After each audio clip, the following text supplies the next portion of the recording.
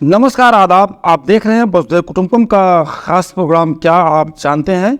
Friends, क्या आप जानते हैं कि लोकसभा और विधानसभा के चुनाव में एक व्यक्ति एक साथ कितनी सीटों से चुनाव लड़ सकता है।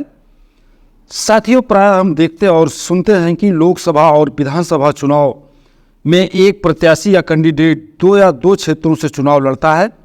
चुनाव लड़ने वाले इस तरह के उम्मीदवारों में अधिकांश बड़े राजनीतिक कद वाले या बड़े लीडर्स होते हैं जो चुनाव हारने के डर से या साथ ही साथ चुनावी रणनीति के तहत भी दो जगहों से चुनाव लड़ते हैं।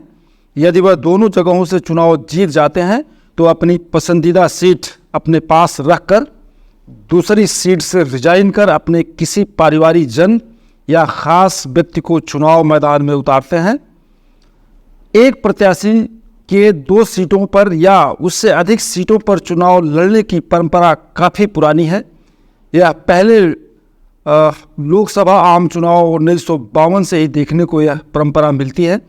आज़ादी के बाद पहले आम लोकसभा चुनाव 1952 में 90 से अधिक प्रत्याशियों ने एक से अधिक स्थानों से चुनाव लड़ा था।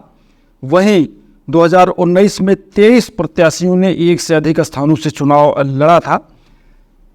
1957 में स्वर्गीय अटल बिहारी वाजपेयी 3 स्थानों लखनऊ, मथुरा और बलरामपुर से चुनाव लड़े थे।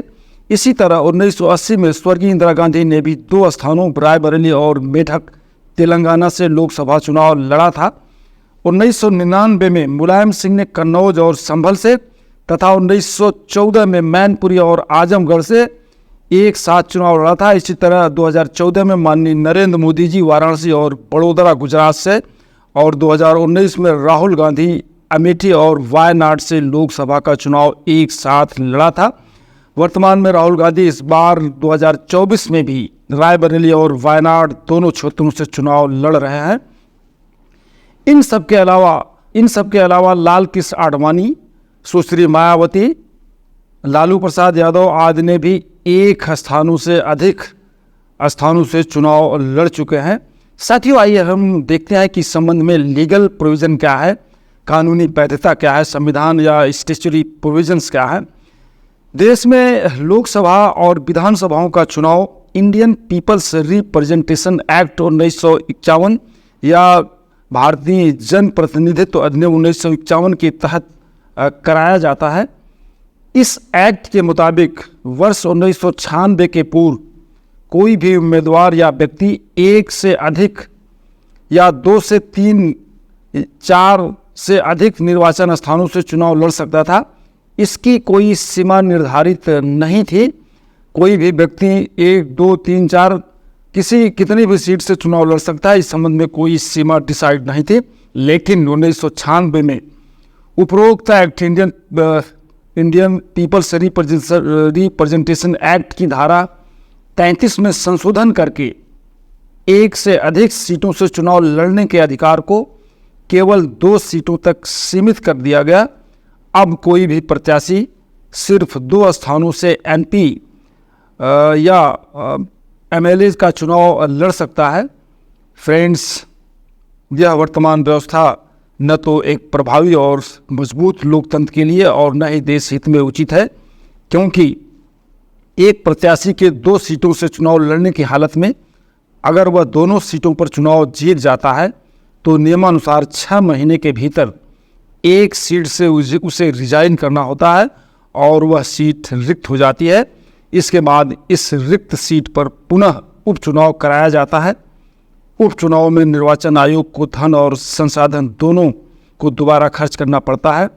इस संबंध में आंकड़े बताते हैं कि एक सीट पर यानी एक लोकसभा की सीट पर चुनाव कराने के लिए तकरीबन सरकार का 10 करोड़ रुपए के आसपास खर्च होता है। इसके साथ ही साथ बहुत सारे सरकारी कर्मचारियों जैसे शिक्षक, चिकित्सा सेवा, पुलिस, मजिस्ट्रेट जैसे आधारभूत सेवा से जुड़े कर्मचारियों का भी समय बर्बाद होता है।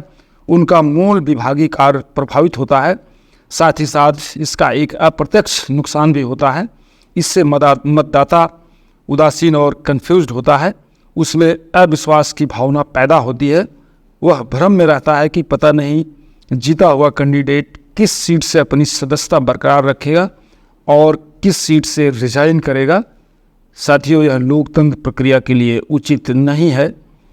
इसी तरह कभी कभी विधानसभाओं के मौजूदा सदस्यों को भी लोकसभा का चुनाव लड़वाया जाता है। लोकसभा चुनाव के बाद उपचुनाव के रूप में एक और चुनाव की संभावना बढ़ जाती है।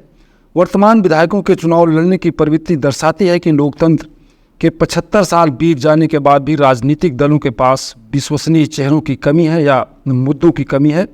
इसी वजह से वे जीते हुए प्रत्याशियों पर दांव लगाते हैं और वर्तमान किसी विधायक या एमएलसी को चुनाव मैदान में उतारते हैं। साथियों, साथ ही साथ यह प्रवृत्ति लोकतंत्र की मूल विशेषता सबको समान अवसर मिलना चाहिए को भी प्रभावित करती है। यह कुछ लोगों के लिए ही सीमित लोगों के लिए अवसरों की उपलब्धता प्रदान करती है। इन्हीं समस्याओं को देखते हुए राष्ट्रीय चुनाव आयोग एक से अधिक सीटों पर चुनाव लड़ने से रोकने के लिए कानून बनाने की सिफारिश कई बार 2004, 2010, 2016 और 2018 में सरकार को कर चुका है। विधि आयोग ने भी एक से अधिक सीटों से चुनाव लड़ने पर रोक लगाने की सिफारिश कर चुका है। इसमें संशोधन करने का अधिकार लोकसभा को है।